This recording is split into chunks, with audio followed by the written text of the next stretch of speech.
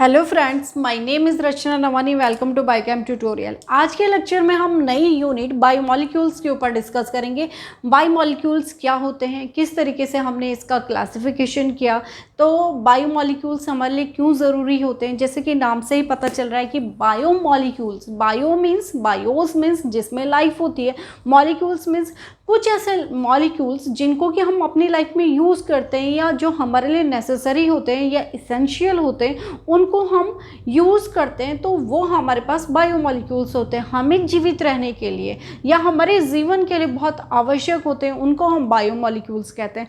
तो बायोमोलिक्यूल्स में हम पढ़ते हैं प्रोटीन। सबसे पहले बायोमोलिक्यूल्स में हम कंसीडर करते हैं, बायोमोलिक्यूल्स के अंदर हम पढ़ते हैं कि कार्बोहाइड्रेट्स होते हैं, प्रोटीन्स होते हैं, फैट्स होते हैं जिनको कि हम लिपिड्स कह रहे हैं, वाइटामिन्स होते हैं, मिनरल्स होते हैं, ये सारे, और स्टेरॉइड्स या जिसको कि हम हार्मोन्स कहते हैं, ये सारे हम बायोमोलिक्यूल्स के अंदर इन सब की स्टडी करेंगे।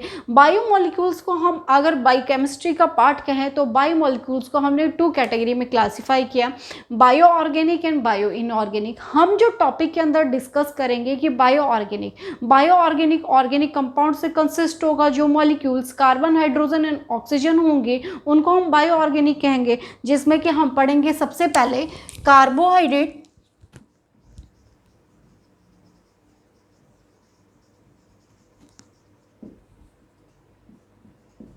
Protein, lipid, vitamins and hormones। ये सारे के सारे हमारे पास बायोमोलिक्यूल्स हैं। वन बाय वन हम इनकी स्टडी करेंगे। अब बायोमोलिक्यूल्स के ऊपर हम आ जाते हैं कि बायोमोलिक्यूल्स क्या होते हैं। बायोमोलिक्यूल्स वो मॉलिक्यूल्स होते हैं जिनमें कार्बन, हाइड्रोजन और ऑक्सीजन होते हैं। कार्बन, हाइड्रोजन और ऑक्सीजन, ये बायोमोलिक्यूल्स होते हैं। अब बायोमोलिक्यूल्स को हम कैसे डिफाइन करेंगे। बायोमोलिक्यूल्स क्या होते हैं, हमारे बॉडी को एनर्जी प्रोवाइड करते हैं। बायोमोलिक्यूल्स हमारे बॉडी के ग्रोथ के लिए एसेंशियल होते हैं। बायोमोलिक्यूल्स हमारे बॉडी में डिफेंस सिस्टम या इम्यूनिटी को प्रोवाइड करते हैं। बायोमोलिक्यूल्स हमारे बॉडी के ग्रोथ के लिए, डेवलपमेंट के लिए बहुत ज़रूरी होते हैं। बायोमोलिक्यूल्स में जेनेटिक मटेरियल्स होता है जिसको कि हम क्या कह रहे हैं, जेनेटिक मटेरियल्स होते हैं जिसमें कि हम न्यूक्लिक एसिड भी पढ़ते हैं। तो न्यूक्लिक एसिड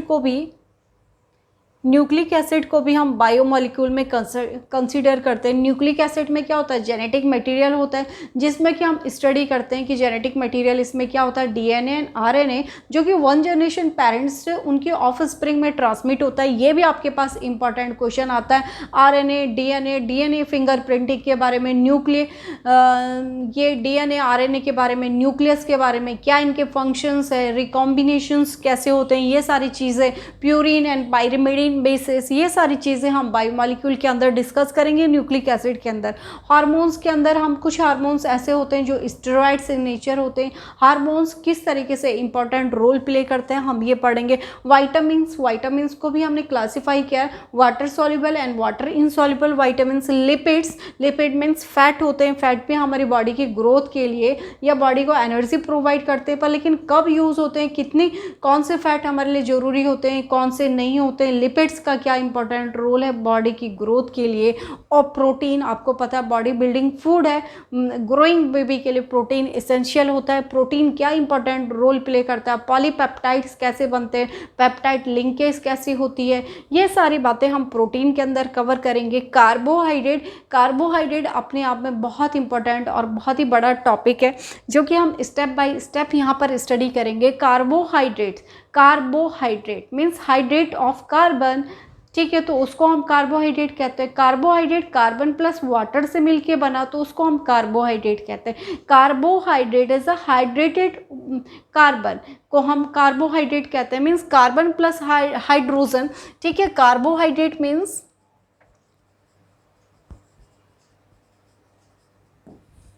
ठीक है, कार्बन प्लस वाटर, ठीक है, कार्बन प्लस वाटर मिलके क्या बनाएगा, कार्बोहाइड्रेट। तो carbohydrate means hydrated of carbon are known as carbohydrate, ठीक है। तो कार्बोहाइड्रेट कार्बन, हाइड्रोजन और ऑक्सीजन से कंसिस्ट होते हैं। कार्बोहाइड्रेट का फॉर्मूला होता है CH एंड H2O, इसको आप Y मान लीजिएगा।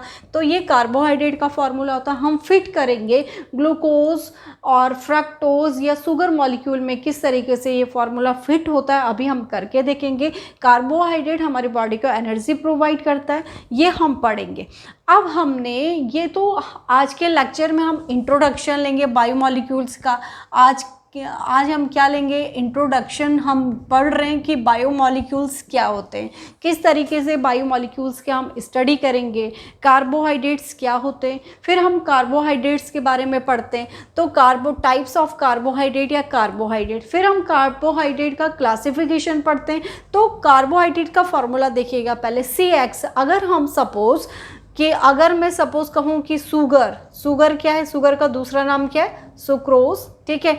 या कार्बोहाइड्रेट्स का दूसरा नाम क्या है, सैकेराइड्स को हम कार्बोहाइड्रेट्स कहते हैं, ये आपके पास आ सकता है, ठीक है। तो शुगर का मॉलिक्यूल क्या होता है, C12 H22 एंड O11, ठीक है। तो C को क्या लिख सकते हैं, X, H12 मीन्स आप लिख दीजिएगा इसे H2O, और 12 क्या है, ये देखिएगा 11। तो CX, तो X क्या था, 12 था। अब मैं इसको ऐसे लिखती हूँ, ये हमारे पास CX and H2O and Y, ये फॉर्मूला बताया ना मैंने आपको।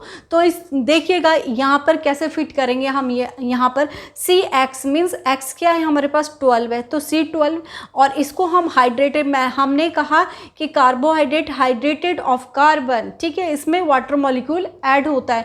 तो H2O, तो 11 2 22, यहाँ पर देखिएगा O11 इसके साथ जुड़ा हुआ है। तो इस तरीके से अगर ये तो हमारे पास शुगर का मॉलिक्यूल्स था, अब हम ग्लूकोज का लिखते हैं, तो क्या ये यहाँ पर फिट हो रहा है। ग्लूकोज का क्या होता है, C6H12O6, ठीक है। तो अब देखिएगा यहाँ पर C6 लिख दिया, इसको आप H2O लिख दीजिएगा। अब क्या लिखे हैं यहाँ पर, 6 2 H2 है ना, 6 2 12 O6 हो गया। तो यहाँ पर ये भी फिट हो रहा है हमारे पास। लेकिन हम इस थ्योरी को यहाँ ये सभी के लिए फिट नहीं होती, इसको हम कंसिडर नहीं करेंगे, ठीक है। अब आ जाएंगे कार्बोहाइड्रेट क्या होते हैं। Carbohydrate polyhydroxy aldehyde and ketones होते हैं। फर्स्ट कार्बोहाइड्रेट क्या होते हैं, अगर हम कार्बोहाइड्रेट की बात करें तो carbohydrate are optically active compound होते हैं। और कार्बोहाइड्रेट क्या होते हैं, polyhydroxy aldehyde and ketones.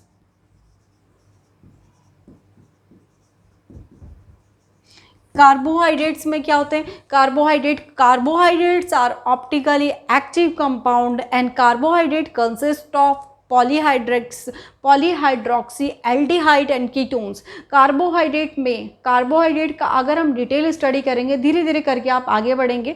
Carbohydrate में पॉलीहाइड्रोक्सी मीन्स बहुत सारे polyhydroxy means OH group. Carbohydrate का जब हम स्ट्रक्चर ड्रॉ करेंगे तो इसमें बहुत सारे OH ग्रुप होते हैं, पॉलीहाइड्रोक्सी। इसके साथ साथ एल्डिहाइड फंक्शनल ग्रुप CHO और कीटोन्स C+O।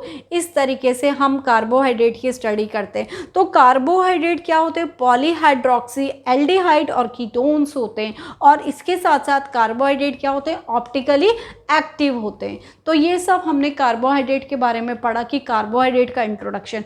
अब हम कार्बोहाइड्रेट का क्लासिफिकेशन पढ़ते हैं कि कार्बोहाइड्रेट को किस तरीके से हम क्लासीफाई करते हैं। तो देखिएगा कार्बोहाइड्रेट का क्लासिफिकेशन,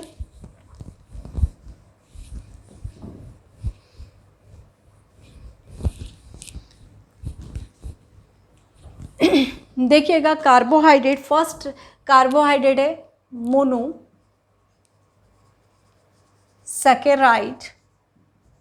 अब मोनो मीन्स वन, ठीक है, मोनो मीन्स वन। जब हमारे पास कार्बोहाइड्रेट केवल एक मोनोसैकेराइड में हम क्या पढ़ते हैं, मोनोसैकेराइड में हमारे पास एग्जांपल है ग्लूकोज एंड फ्रक्टोज, ठीक है। तो मोनोसैकेराइड मीन्स एक आपके पास डाइसैकेराइड। देखिएगा पहले मैं आपको डाइसैकेराइड बता दूं,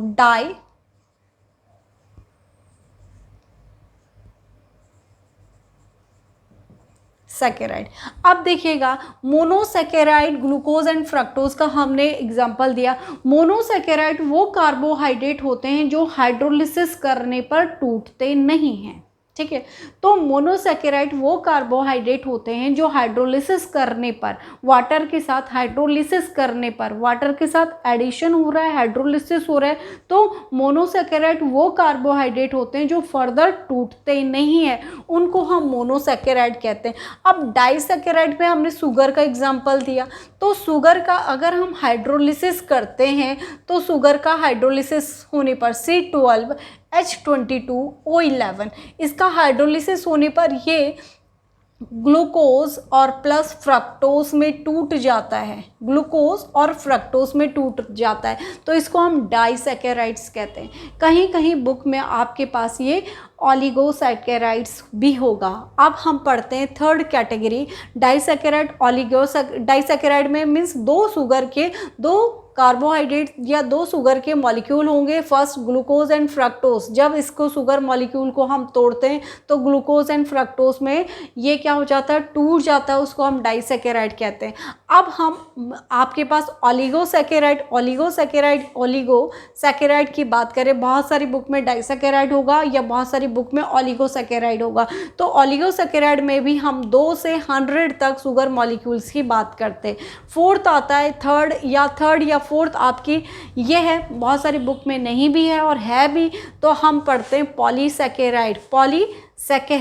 पॉलीसैकेराइड में हम पढ़ते हैं कि पॉलीसैकेराइड वो सैकेराइड्स होते हैं, सैकेराइड्स मीन्स कार्बोहाइड्रेट, कार्बोहाइड्रेट का दूसरा नाम क्या है, सैकेराइड। पॉलीसैकेराइड वो कार्बोहाइड्रेट्स होते हैं जिसमें कि 100 से लेकर के 1000 तक या 100 से ऊपर क्या होते हैं, 100 से ऊपर क्या होते हैं, ये कार्बोहाइड्रेट्स के मॉलिक्यूल्स होते हैं, उनको हम पॉलीसैकेराइड कहते हैं। पॉलीसैकेराइड का एग्जांपल क्या है, आपके पास स्टार्च और रैफिनोज, तो ये हमारे पास पॉलीसैकेराइड्स होते हैं। तो आज की क्लास में हम इतना ही पढ़ेंगे। आज हमने इंट्रोडक्शन लिया तो हम यूनिट का इंट्रोडक्शन लिया। बायोमॉलिक्यूल्स क्या होते हैं, बायो मीन्स जो हमारी लाइफ के लिए जो मॉलिक्यूल्स एसेंशियल या इंपॉर्टेंट रोल प्ले करते हैं उनको हम बायोमॉलिक्यूल्स कहते हैं, ठीक है।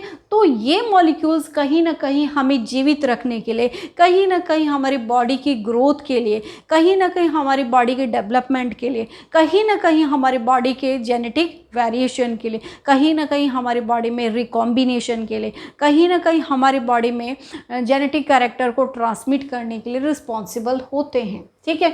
तो ये हमारी बॉडी के लिए यूज़फुल होते हैं। कार्बोहाइड्रेट एनर्जी प्रोवाइड करते हैं, बॉडी बिल्डिंग प्रोटीन है। लिपिड एनर्जी प्रोवाइड करता है, विटामिन एसेंशियल रोल प्ले करता है, बीमारियों से लड़ने की हमें शक्ति प्रोवाइड करता है। हार्मोन्स भी इंपॉर्टेंट रोल प्ले करते हैं बॉडी के डेवलपमेंट एंड ग्रोथ के लिए।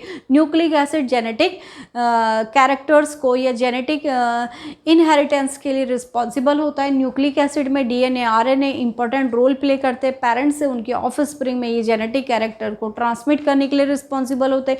इस तरीके से हमारे पास ये सारे के सारे ये टॉपिक हम डिटेल्ड स्टडी करेंगे अपने टॉपिक के अंदर। जब हम 1 by 1 की स्टडी करेंगे, फर्स्ट हम कार्बोहाइड्रेट के ऊपर डिस्कस करेंगे। तो कार्बोहाइड्रेट का भी हमने आज के लेक्चर में इंट्रोडक्शन लिया कि कार्बोहाइड्रेट क्या होते हैं। कार्बोहाइड्रेट वो फूड आइटम्स होते हैं या वो प्रोडक्ट होते हैं, वो सब्सटेंस होते हैं जो कि कार्बन, हाइड्रोजन और ऑक्सीजन से मिलके बने होते हैं। इनका जनरल फॉर्मूला CxH2O होता है, हमने कंसिडर करा, ठीक है।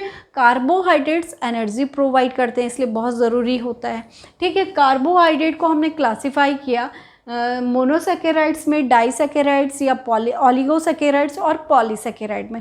मोनोसैकेराइड का आपके पास एग्जांपल आएगा ग्लूकोज एंड फ्रक्टोज, डाइसैकेराइड का शुगर आएगा। मोनोसैकेराइड वो कार्बोहाइड्रेट होते हैं जो फर्दर डिवाइड नहीं होते हाइड्रोलिसिस करने पर। डाइसैकेराइड में शुगर का एग्जाम्पल हम देंगे, इसका हाइड्रोलिसिस करने पर ये ग्लूकोज और फ्रक्टोज में टूट जाते हैं। मीन्स डाइसैकेराइड जब हाइड्रोलिसिस होते हैं या हाइड्रोलाइज होते हैं तो ये मोनोसैकेराइड में टूट जाते हैं। ऐसे ही ओलिगोसैकेराइड डाइसैकेराइड में टूट जाएगा, पॉलीसैकेराइड डाइसैकेराइड मनुष्य किसी में भी टूट सकता है। तो इस तरीके से हम इनका क्लासिफिकेशन पढ़ते हैं। नेक्स्ट लेक्चर में on the basis of hydrolysis या बहुत सारे टॉपिक हमारे पास ऐसे आएंगे, उनका स्ट्रक्चर हम पढ़ेंगे। कार्बोहाइड्रेट क्या होते हैं, ऑप्टिकली एक्टिव होते हैं, ठीक है, किस तरीके से ये ऑप्टिकली एक्टिव होते हैं, कैसे हम इनका C6 बोल रहे हैं तो कार्बन 6 किस तरीके से हम इनका स्ट्रक्चर ड्रॉ करते हैं, OH ग्रुप को कैसे लिखते हैं, CHO किस में होता है, और एल्डिहाइड और कीटोन कहा हमने, तो एल्डिहाइड किस में होता है तो कौन सा ग्लूकोज कह रहे हैं, कौन सा कार्बोहाइड्रेट कह रहे हैं, फ्रक्टोज किसे कहते हैं, क्या उसमें कीटोन होता है या एल्डिहाइड किस में होता है। ये सारे टॉपिक हम नेक्स्ट लेक्चर में, ये सारी बातें नेक्स्ट लेक्चर में डिस्कस करेंगे। आई थिंक कि आपको इंट्रोडक्शन समझ में आया होगा कार्बोहाइड्रेट। प्लीज़ स्टूडेंट ज़्यादा से ज़्यादा वीडियो को शेयर कीजिएगा, अपने फ्रेंड के साथ शेयर कीजिएगा, चैनल को लाइक एंड सब्सक्राइब जरूर